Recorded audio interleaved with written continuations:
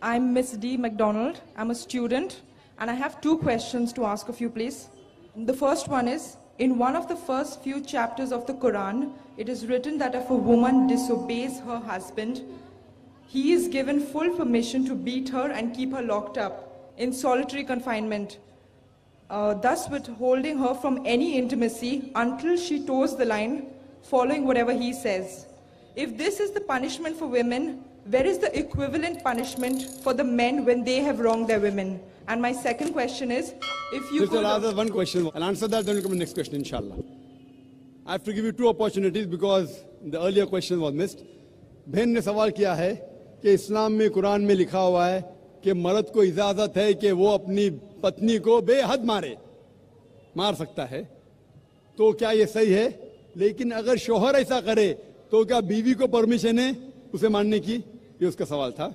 जो बहन सवाल कर रही है वो कुरान मजीद की एक आयत का हवाला दी ने उनने, मैं देना चाहता हूँ. सूरह निसा का सूरा नंबर 4 आयत नंबर 34 में जहाँ लिखा हुआ है कि अगर बीवी शोहर की बात नहीं मानती, कुछ हराम करती या नाफरमानी करती है, तो पहले शोहर बीवी को प्यार से समझाना चाहिए. नहीं समझती है तो उसको डांटी दे सकता है. उसके बाद बिस्तर पे नहीं साथ में रहना चाहिए, यानी इट्स अ ग्रेटर पनिशमेंट. पहले प्यार से समझाओ, फिर डांटी दे के बोलो, फिर बिस्तर पे मत सो साथ में. उसके बाद अरबी लफ्ज दरबा, आप उसको लाइटली मार सकते हैं. और हदीस में आता है कि अल्लाह के रसूल फरमाते हैं ये लाइट मारना की मिसाल है कि मिसवाक से मारना. मिसवाक मतलब नॉट टूथब्रश. टूथब्रश से आप पीट भी सकते, होता ना हैंकरचीफ या रुमाल से मारना. It is a symbolic beating. और अल्लाह के रसूल फरमाते जब आप बीवी को मारे तो कभी चेहरे पे मत मारो, ऐसा मत मारो कि निशान रह जाए.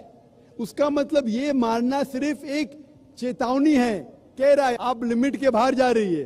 तो ये मारना is more of a symbolic beating, it is not a physical pain. वो शोहर जब बीवी को मारता है उसको दर्द पहुंचाने के लिए नहीं मार रहा है, क्योंकि अल्लाह के रसूल ने कहा कि चेहरे पे मत मारो, निशान नहीं आना चाहिए. उसका मतलब आस्ते से मारो. क्यों? मतलब ये आप अपनी हद पार कर चुकी है, ये अल्टीमेट वार्निंग है. लेकिन उसी तरीके से अगर शोहर बीवी को अपना हक नहीं दे रहा है, उस वक्त ये सेम नहीं हो सकता. क्यों? अगर बीवी शोहर को मारेंगी तो शोहर थोड़ी बीवी को छोड़ेगा, कि कुरान की आयत है उसके पहले ही सूरह निसा सूरा नंबर 4 आयत नंबर 34 में कि मर्द के पास ज्यादा ताकत है, लेकिन उसको इख्तियार है कि अगर शोहर उसको हुकूक नहीं दे रहा है वो शोहर से प्यार से बात करे. आप क्यों मुझे हुकूक नहीं दे रहे?